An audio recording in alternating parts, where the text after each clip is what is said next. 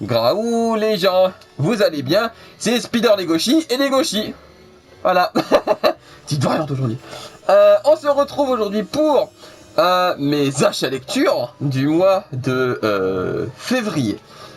Je crois que je vais arrêter d'appeler ça achat lecture, juste appeler achat, hein, parce que je lis d'autres trucs que j'achète. Hein, y a pas, je vais arrêter de dire achat lecture. Je crois que je vais changer le titre des vidéos. Hein. Ça sera plus logique de dire achat que achat lecture, parce que ça n'a quand même aucun sens. Parce que je lis pas que ça, en vrai. Du coup, le format a un petit peu changé. J'explique. Au lieu de faire toutes les nouveautés d'un coup, enfin, je vais plus compartimenter les catégories. Donc, j'ai fait une catégorie. Je vais les marquer juste là. Voilà, vous allez voir. Les catégories. Série en cours. Là, ici, là. Les catégories nouveautés du mois, donc les nouveautés qui viennent de commencer ou non, qui viennent de commencer, qui viennent de commencer au mois de février. La catégorie des séries en retard, c'est-à-dire en fait les séries, les achats tardifs, c'est-à-dire qu'ils ont commencé il y a un moment et que j'ai acheté que ce mois-ci, voilà. Et pour finir, les occasions. Comme d'habitude, je finis par les occasions. Voilà. Il y a un peu de tout ce mois-ci, il y a vraiment de tout, il y a des nouveautés, il y a des séries en cours, il y a un achat tardif et il y a un achat d'occasion. Voilà, comme ça, il y a un peu de tout ce mois-ci, c'est varié. Et du coup, eh ben on va commencer par les séries en cours. Voilà. Et bah c'est parti. Je vais poser les Legoshi. Dire au revoir Legoshi. Au revoir Legoshi. Comme ça. Voilà. Et c'est parti. Donc, on va commencer par les Akata. Je vais poser là, je vais faire un à un. Alors j'ai mis, aussi un petit truc, j'ai mis des petites marques ici, dans les tomes, pour que je cherche pas pendant 3 ans pour vous montrer une page. Je les ai prévus cette fois-ci. Voilà. Du coup, on va commencer par Comme sur un nuage, tome 2, sur 3. Du coup, que dire à part que c'est toujours aussi bien. Voilà, Comme sur un nuage, c'est vraiment, vraiment cool. J'adore Comme sur un nuage. C'est toujours aussi magnifique, toujours aussi feel good, même si ce tome est un peu plus triste que le tome 1, surtout vers la fin. Un peu plus de questionnement sur soi, sur est-ce qu'on doit changer pour les autres, enfin, ce genre de choses. Et j'ai beaucoup aimé. Voilà, Comme sur un nuage, c'est toujours aussi génial. Voilà, j'ai rien à te dire à part ça, c'est vraiment, vraiment, vraiment génial. J'aime beaucoup Comme sur un nuage en vrai.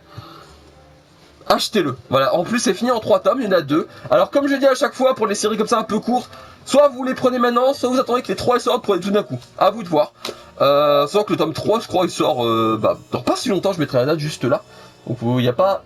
Là, ici, là. Du coup, je pense pas qu'il y aurait trop à attendre si vous préférez que le 3ème sorte pour tout prendre d'un coup. À vous de voir. Mais franchement, Comme sur un nuage, c'est vraiment un must-have pour moi. Et c'est un très bon manga. Voilà, je vous conseille grandement, Comme sur un nuage. Ensuite, on continue chez Akata avec le 2ème et dernier tome de À nos fleurs éternelles.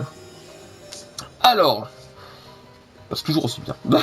Pareil, il n'y a rien de bien nouveau là-dessus non plus. Les dessins sont toujours aussi magnifiques, les personnages toujours aussi bien travaillés.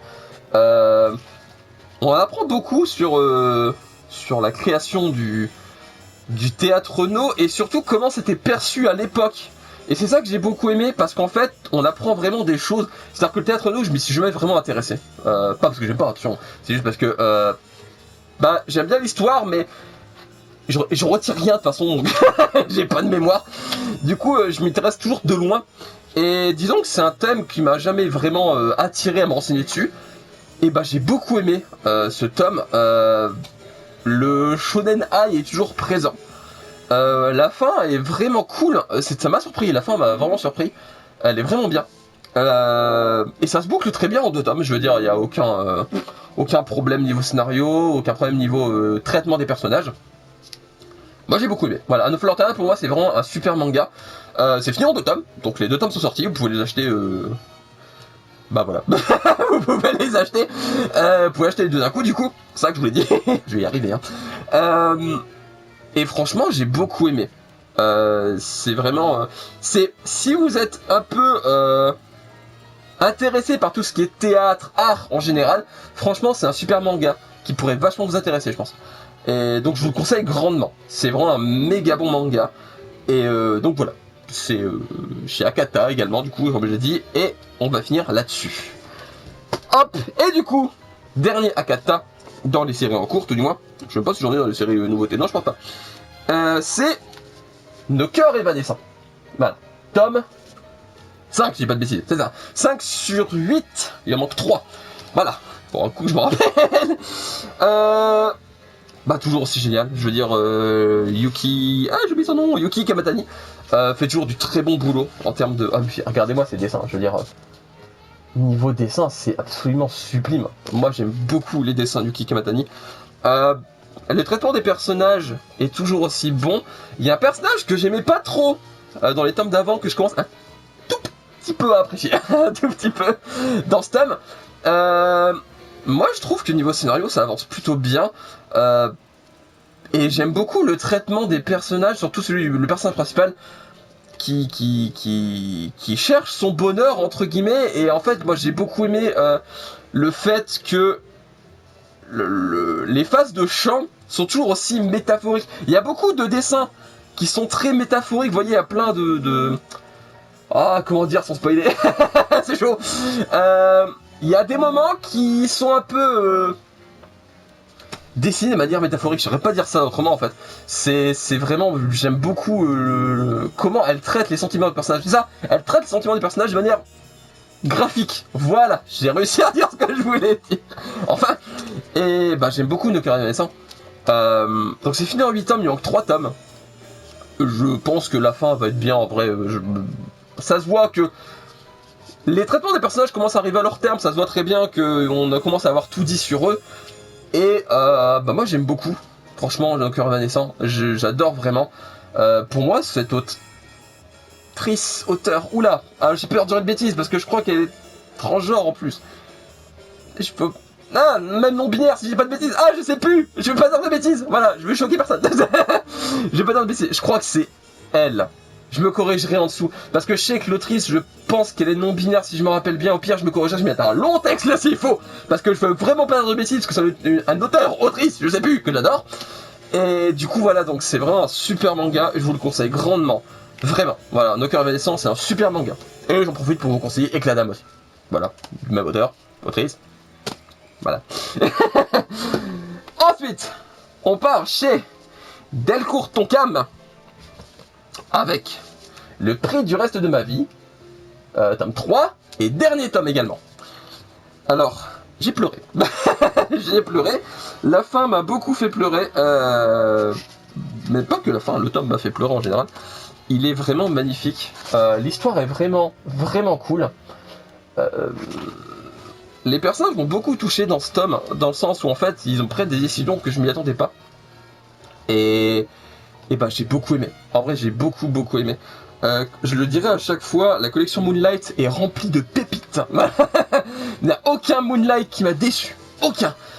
Franchement, achetez les mangas de la collection Moonlight. Je veux dire, c'est un sans faute. C'est vraiment un sans faute. Pour le moment, c'est vraiment un sans faute. Et le prix du reste de ma vie, bah c'est un super manga. Je peux que vous le conseiller. C'est vraiment génial. Après, ça traite de sujets un peu durs, donc je suis pas sûr que ce soit à mettre entre toutes les mains, quoique ça traite pas, c'est pas trop violent non plus, puis ça peut sensibiliser, on va dire, sensibiliser, c'est très dur comme mot. Bah, j'ai beaucoup aimé, franchement, Le prix du reste de ma vie, je vous le conseille grandement. Voilà, c'est tout, je vais pas m'étaler dessus pendant 3 heures, je vous conseille énormément Le prix du reste de ma vie, donc c'est chez... c'est chez Delcourt Tonkam. Collection Moonlight, du coup. Et c'est fini en 3 tomes. Donc achetez les 3 d'un coup, si vous pouvez. Ou les 3 comme vous voulez, hein, mais achetez-les. Franchement, Le prix du reste de ma vie, c'est un super manga. Et pour finir chez Delcourt Tonkam dans les séries en cours, je vais prendre Dead Tube, tome 14. Alors, déjà pour vous dire, j'ai eu du mal à trouver une page à vous montrer. Donc, je vais vous montrer une page rapide, hein, vite fait. Hop, voilà. Les dessins, j'aime beaucoup les dessins de Dead Tube, en vrai. Alors, c'est la fin... J'allais dire, c'est la fin d'un arc. Non, mieux. C'est la fin de la première saison, à mes yeux. Je vais pas vous spoiler, franchement. Je vais éviter de vous dire tout ce qui se passe dans ça. Mais c'est la fin de la saison 1. Pourquoi ? Bah, parce que l'histoire racontée depuis le début est finie. Voilà. Et on entame un nouvel arc qui s'apparente plus à une nouvelle saison qu'un nouvel arc. Je vais pas dire qu'on repart de zéro parce que c'est pas vrai. Ça suit quand même l'arc d'avant, mais on a vraiment l'impression qu'on démarre un nouveau manga. Vous voyez, comment vous donner un exemple, vous voyez King's Game, par exemple. King's Game et King's Game Extreme, c'est des suites l'une de l'autre. Et bah franchement, il pourrait avoir découpé la deuxième partie du tome et l'avoir fait un nouveau manga qui s'appelle Death Tube Extreme par exemple, bah ça aurait été du même effet. Vous voyez ce que je veux dire? Pour moi, c'est une suite en saison plus qu'une suite en arc. On part vraiment sur une nouvelle histoire, sur des nouveaux personnages. Même si, comme j'ai dit, on ne repart pas de zéro non plus. Hein. Mais j'aime beaucoup la tournure que ça prend après. Je vais pas vous mentir, j'ai un peu de crainte que la deuxième saison soit moins bonne que la première. On verra. Mais ouais, pour l'instant, je suis confiant. Je vais pas dire que je suis pas confiant en plus, parce que c'est pas vrai. Mais j'ai peur. Voilà. J'espère que ça va pas trop tirer en longueur. J'espère que ça va tenir sur la durée cette nouvelle saison. Parce que pour moi, Death Tube aurait pu s'arrêter à ce tome. Voilà. Death Tube aurait pu s'arrêter comme ça. Ça m'aurait pas choqué, en vrai. Pas du tout. Même ça aurait pu vraiment arrêter à ce tome-là. Et fin, Death Tube est fini et on passe à autre chose. Mais il a décidé de faire une histoire après.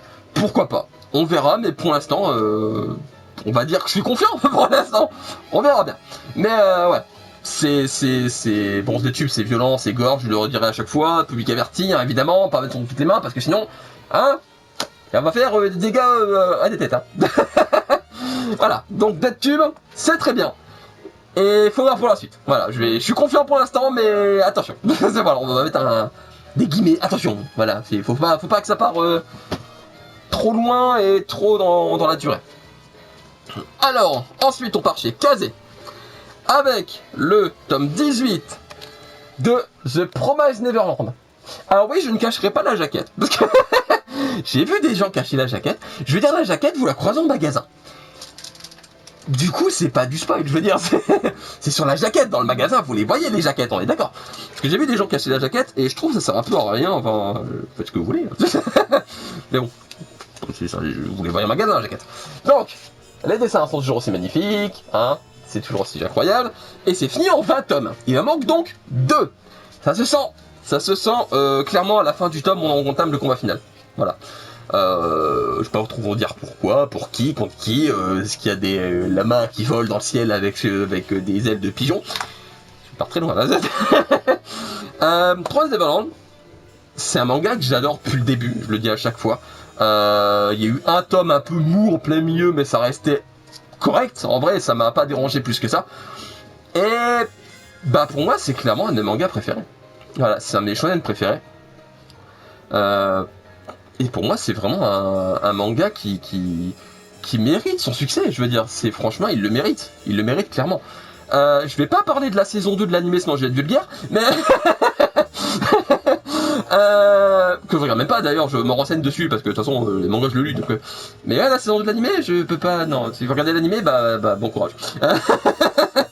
Du coup ouais, du coup pour les alors ce tome est principalement centré sur un combat, le combat qui précède le combat final, et c'est un mini-boss.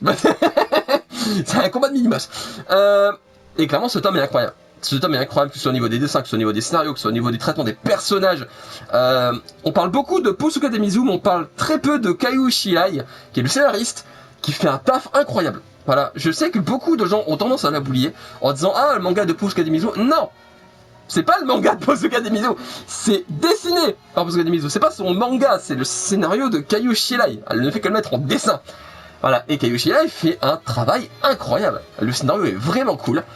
Et donc comme je dis, c'est fini dans 2 tomes. Et j'espère vraiment, en vrai, je l'espère de tout cœur, que les deux, le scénariste et la dessinatrice, retravaillent ensemble. J'aimerais beaucoup qu'ils retravaillent ensemble, parce qu'en vrai, ils font un travail incroyable ensemble. Ça pourrait devenir les nouveaux Takeshi Obata, et je sais plus le nom d'autres. Voilà. Oui, oui, je vous le mettrai là parce que j'ai envie de racheter par les fans de Death Note. Je le mettrai juste là. D'ailleurs, Platinum N c'est meilleur que Death Note. Et Promise Neverland. Oh, je cherche la merde. Promise Neverland, ça finit en 2 tomes. C'est fini dans 2 tomes, c'est pas fini en 2 tomes, c'est fini en 2 tomes, et en vrai j'ai l'espoir qu'il y ait une collector pour le dernier tome, vraiment, parce qu'on a eu des collectors un peu étalonnés tout le long de la sortie du manga, et j'espère vraiment une collector pour le dernier tome, j'aimerais beaucoup, en vrai. Cassé, c'est vous passez par là. Hein. Bon, pas une collector à 80 balles non plus, hein, faut pas déconner, mais voilà, j'aimerais beaucoup une collector pour le dernier tome, pour fêter ça. Et donc voilà, je conseille grandement Promise Neverland, c'est un super manga, il est incroyable. Achetez-le. Achetez vraiment ce Promise Neverland, c'est vraiment un super manga. Et ensuite, un autre manga de chez Kazé du coup qui est encore court, mais qui est bientôt fini également. C'est Hell's Paradise. Alors si je dis pas de bêtises, c'est le tome 11, ça finit dans 3 tomes, ça se finit au tome 14. Si je dis pas de bêtises. Je le mettrai là comme d'habitude si je me trompe, mais je crois que ça se finit au tome 14, qui n'est pas encore sorti au Japon si je dis pas de bêtises non plus. Voilà. Du coup je vais vous montrer une page. Alors j'en ai galéré pendant des heures pour essayer de vous trouver une page. Bon, t'as pas pendant des heures. Parce que là, c'est chaud de montrer une page qui spoil pas. Hell's Paradise, c'est vraiment chaud. Donc, c'est une page un peu banale. Il n'y a pas grand chose dessus, mais c'est pour vous montrer un peu les dessins quand même. Parce que ça commence à être chaud. Même en parler, je peux pas trop en parler du tome là parce que ça spoil. Tout va très vite dans Hell's Paradise d'un coup. Mais vraiment d'un coup, le dernier tome, ça va à une vitesse. Et c'est très bien. Hell's Paradise, c'est vraiment un super shonen. Comme j'ai dit, c'est fini en 3 tomes, ça se ressent, le combat final est clairement... De toute façon, le combat final est lancé clairement depuis 2 tomes, en vrai, même plus. Tout va très vite, les combats sont incroyables, et les dessins des combats sont... Oh la vache. Je suis amoureux des scènes de combat d'Hell's Paradise, vraiment. Les effets qu'il fait en dessinant, enfin c'est incroyable. Hell's Paradise, clairement, au niveau des dessins, c'est vraiment cool. Au niveau des combats, c'est incroyablement bien chorégraphié. L'histoire est cool. L'histoire est vraiment cool. Un peu compliquée, je vais pas vous mentir, l'histoire est un peu compliquée.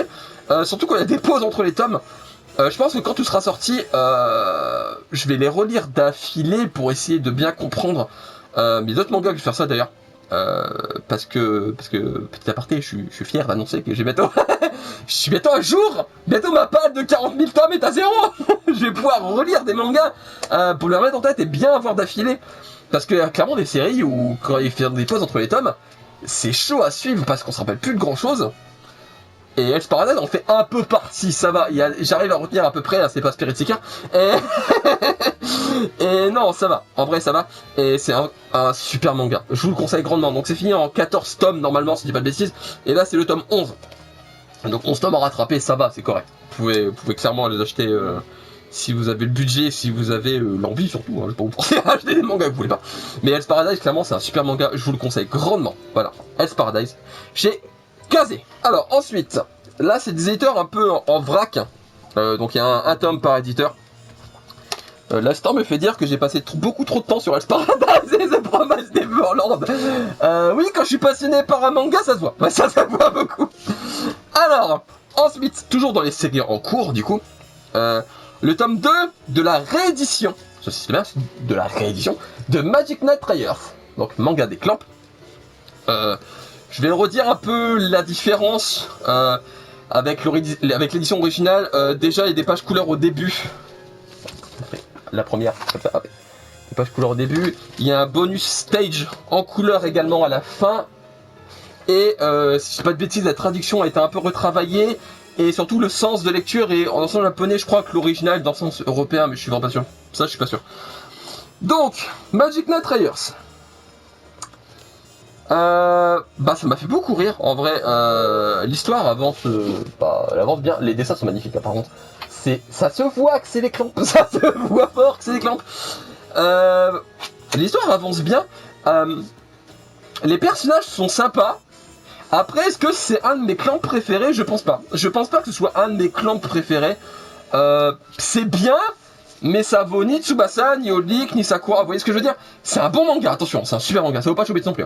C'est un super manga, mais clairement, il y a 4-5 clans devant à mes yeux. C'est vraiment un super clamp, mais c'est pas leur meilleur. Voilà, je tenais à préciser comme ça.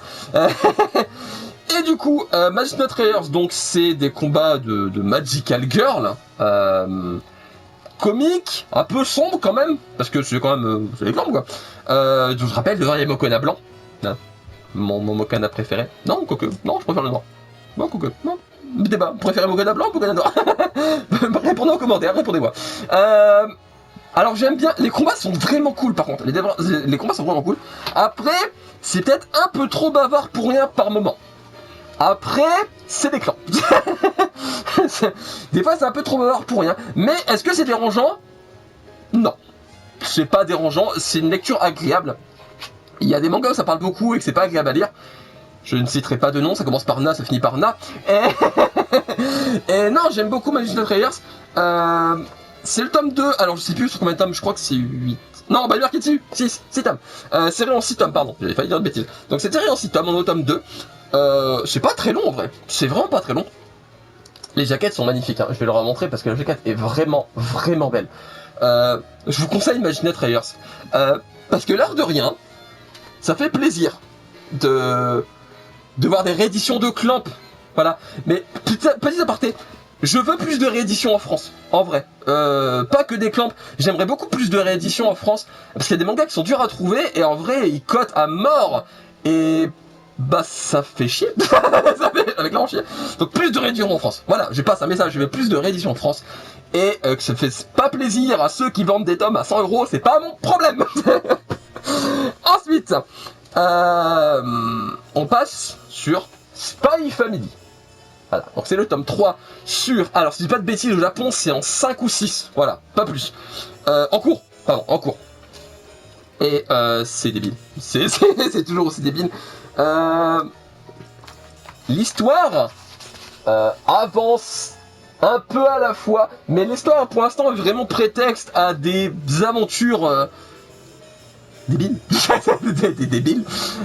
J'aime beaucoup Spy Family, ça a été un gros coup de cœur à la sortie, ça l'est toujours. Les dessins sont magnifiques, les personnages sont vraiment... les trois membres de la famille, donc le père, la mère et l'enfant, fictive évidemment, c'est fictif donc c'est le principe, ils s'infiltrent pour avoir des informations et sauver leur pays. Et les trois personnages sont très différents les uns des autres, et c'est agréable à suivre. En vrai c'est très agréable à suivre. Donc Spy Family c'est vraiment un super manga que je vous conseille grandement. Alors, petit truc, dedans il y avait un Kuro bonus, je vais dire Kuro, un Kuro bonus, voilà, là, hop, je vous montre comme ça. Vous pouvez scanner le QR code, vous avez le droit. Ça donne accès à... Alors, il est marqué des fonds d'écran. Mais en vrai, c'est le même sous plusieurs formes. Donc, il y a un fond d'écran mobile.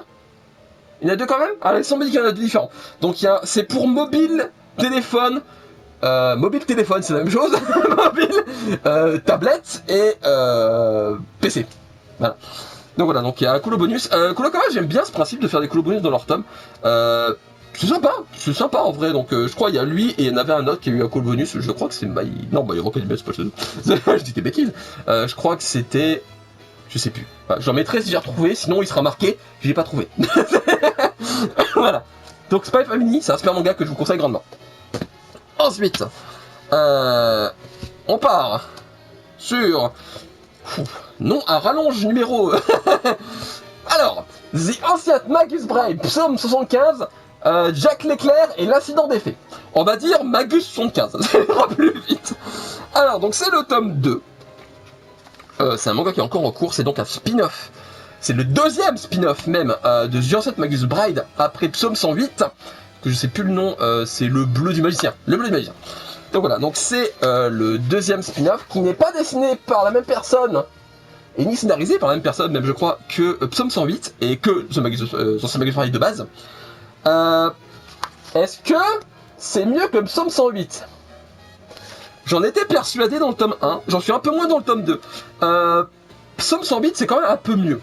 Un peu. C'est un spin-off qui est plus travaillé, on va dire, en termes de personnages. Par contre, les dessins de Psaume 75 sont magnifiques. Parce que Psaume 75, le tome 2, ça finit l'arc du tome 1, et il est un peu moins bien. Un peu. Mais léger, hein, vraiment léger. Mais sinon, c'est vraiment un super manga. Par contre, il y a des dessins, des fois, c'est un peu brouillon. Notamment quand elle c'est pas du spoil, hein, c'est une fée, hein.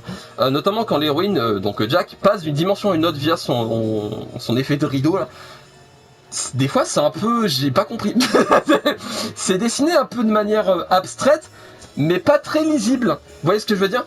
Est-ce que c'est pas dérangeant en vrai, c'est pas dérangeant, mais voilà, donc c'est un petit défaut. Donc c'est moins bien que le tome 1, mais c'est bien quand même. Donc je vous conseille quand même ce spin-off.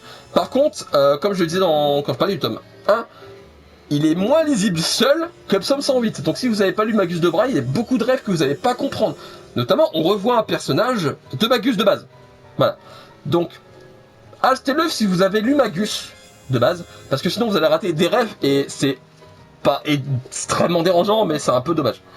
Voilà, donc c'était le tome 2 de Magus, Manège 75, Jack Leclerc. Ensuite, alors, un tome acheté en février qui n'est pas sorti en février. Du coup, c'est presque un achat tardif, mais c'est une nouveauté quand même, on va dire, c'est une série en cours. Donc c'est Konosuba, tome 5. J'ai eu du mal à le trouver parce qu'il y a eu des problèmes avec l'imprimeur. Mais en fait, Meian, il a un problème. Parce que j'en parlerai dans une autre nouveauté où j'ai un autre Meian, j'en parlerai également dans les nouveautés, cette fois pas dans les séries en cours. Et j'ai du mal à les trouver, les Meian. En boutique, j'ai vraiment du mal. J'ai l'impression, alors c'est pas un jugement, c'est pas méchant, mais j'ai l'impression qu'ils le font un peu exprès pour qu'on achète sur Anime Store. Parce qu'il y a des frais de port dessus, et je veux dire, j'ai pas envie de payer des frais de port pour un manga, le frais de port, je crois que c'est quand même 3 €, hein. Alors que je pourrais le trouver en magasin, je veux dire. Et ils sont vraiment durs à trouver, les Meian. Je sais pas pourquoi, je sais pas comment ça se fait. Alors apparemment, j'ai discuté avec Meian, ils m'ont dit que les magasins jouaient pas le jeu, qu'ils commandaient très peu, voire ils commandaient pas du tout d'exemplaires chez eux. Bah c'est dommage en vrai, parce que les mangas Meian sont vraiment bien. Enfin, si c'est vraiment ça, si c'est vraiment un problème de stock magasin, c'est pas cool pour eux. Parce que c'est pas cool, c'est pas cool. Leurs mangas sont très bien, j'aime beaucoup les mangas Meian, ils sont de qualité, le papier est cool, enfin je veux dire, c'est un bon éditeur Meian. Mais vraiment, enfin ça m'embête de le prendre sur Anime Store, alors que je pourrais le trouver en magasin près de chez moi. Bah là, ça m'embête, les magasins, acheter plus de Meian, mettez-le en stock, parce que franchement, c'est dur à trouver. Alors, petite astuce, chez Cultura, ça a été vite. Cultura, je les ai commandés, à la base, je commande pas chez Cultura mes mangas. Mais je l'ai fait quand même par dépit, parce que j'ai vu qu'ils pouvaient l'avoir peut-être potentiellement, je l'ai reçu le lendemain. Voilà. Enfin, j'ai reçu en client connect magasin. Donc voilà. Donc si vous avez des problèmes avec les Meian, dites-le moi en commentaire également. Parce que ou alors c'est que dans ma région. C'est chiant. Du coup, c'est vraiment chiant. C'est que pour ma pomme, quoi. Et du coup, on va parler de Konosuba. Voilà. Bon, petit aparté sur Meian, c'est fait. Donc je souhaite bon courage à Meian. J'espère vraiment que ça va s'arranger pour eux, parce que je leur souhaite grandement, tout simplement. Parce que c'est des super mangas. Ils font du bon travail. Et j'aime beaucoup Meian. Ils sont vachement sympas sur Instagram en plus. Voilà, on peut parler avec eux facilement, ils sont vraiment sympas. Voilà, donc Konosuba tome 5. Alors, ça n'a aucun sens. C'est débile. Les dessins sont magnifiques, comme vous avez pu le voir il y a 2 secondes. C'est toujours un de mes mangas préférés. C'est vraiment un de mes mangas préférés. Konosuba, c'est Konosuba, Shai Beastar, c'est la trilogie du samedi, ça. Konosuba, Shai Beastar, c'est la trilogie du samedi pour moi. Voilà, c'est vraiment mes 3 du cœur, voilà. Konosuba. Donc c'est une parodie de Isekai. Toujours aussi cool, toujours aussi drôle. Les personnages sont débiles, plus les uns que les autres, ça n'a aucun sens. Entre l'autre qui fait tout péter, l'autre qui se prend des coups de boule, enfin ça n'a aucun sens. Ça n'a vraiment aucun sens. Et j'aime beaucoup Konosuba. Konosuba, franchement, c'est un manga incroyable. Je vous le conseille grandement. Franchement, je vous le conseille énormément. Donc là, c'est le tome 5. Au Japon, c'est encore en cours. Et c'est tiré de light novel. Je crois pas que je l'ai déjà dit. Si je l'ai dit, je me rappelle plus. Donc c'est tiré de light novel. Et il y a un animé, même d'ailleurs. Mais je crois que c'est pas sorti en France, l'animé. Je suis pas sûr. Et bah, j'aime beaucoup Konosuba. Et je crois même qu'il y a un manga spin-off au Japon. Qui est pas sorti en France, du coup. Et donc Konosuba, je vous le conseille grandement. Parce que, même si vous êtes réfractaire au Isekai, mettez-vous en tête que c'est une parodie de Isekai. De toute façon, c'est débile, ça a aucun sens. Et j'aime beaucoup. J'aime beaucoup Konosuba. Konosuba, c'est vraiment un super manga. Je vous le conseille grandement. Si vous voulez un truc pour rire, franchement, qui est ultra débile, prenez Konosuba. Et peut-être aussi de l'autre Meian que je vous parlerai après. Et je vais accélérer un peu parce que j'en ai encore plein. La vidéo va faire 2h30. Au pire, je le couperai en 2 parties, hein, s'il faut. Je préciserai, je le coupe en 2 parties. Je ferai un petit cut et puis je mettrai là partie rendez-vous dans partie 2. Voilà. Vous voyez ce que je veux dire? Parce que si c'est trop long, moi, je le coupe en 2 parties. Hein. J'ai pas envie que la vidéo dure 50 ans non plus. J'en ai beaucoup ce mois-ci en février à montrer. Et du coup, voilà, Konosuba tome 5, je vous le conseille grandement. C'est un super bon manga. Et du coup, pour finir dans les séries en cours, d'accord, c'est le dernier? Oui. Pour finir dans les séries en cours, donc c'est le tome 3 de Remnant, Junjin Omegaverse. Donc c'est un boys love de chez Taifu. C'est ça, Taifu. De chez Taifu. Donc qui est vraiment cool. Moi j'aime beaucoup. Alors c'est avec des animaux anthropomorphiques, je sais que ça peut pas plaire à tout le monde et tout. L'histoire est vraiment sympa. Moi j'aime beaucoup les relations de personnages dans Remnant.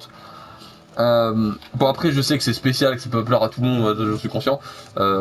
Mais en vrai, Taifu ils font un bon boulot pour éditer des trucs qui sortent un peu du lot en BL.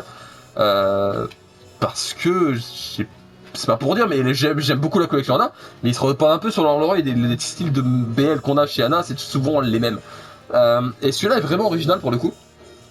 Alors c'est le spin-off de Pendulum Junjin Omegaverse, et il y a un autre spin-off dont j'ai oublié le nom qui est juste là, et j'ai oublié le nom, je vais le noter là. Et la spin-off est pas encore sortie en France. J'espère parce qu'il a vraiment choupi en plus. Donc c'est un super boys love que je conseille vachement. Au Japon, c'est encore en cours, si je dis pas de bêtises, en 5 ou 6 tomes. Si je dis pas de bêtises. Peut-être une bêtise. Et du coup, voilà, donc Remnant, je vous le conseille grandement. Bon, je vais pas m'être dessus pendant 3 heures parce que c'est un BL, je sais que ça va pas plaire à tout le monde. Donc voilà, donc Remnant, c'est vraiment cool. Moi, j'aime beaucoup. Si vous aimez les boys love, Remnant, c'est vraiment un achat, je dirais indispensable, peut-être pas, mais intéressant. Voilà, c'est un achat intéressant parce qu'il sort du lot, en vrai. Voilà, donc c'est fini pour les séries en cours. Coucou, c'est les gauchers du montage. Alors, vu que je coupe vraiment la vidéo en deux, je me suis rendu compte que j'ai pas fait de outro pour la partie 1 et d'intro pour la partie 2. Alors du coup, je fais l'outro de la partie 1. Prenez soin de vous, achetez des mangas, achetez des animés comme d'habitude. J'espère que la partie 1 vous aura plu. La partie 2 arrivera le lendemain. Du coup, donc après que vous regardez cette vidéo, c'est demain pour vous. Voilà. Et du coup, bye bye, prenez soin de vous. Tchou.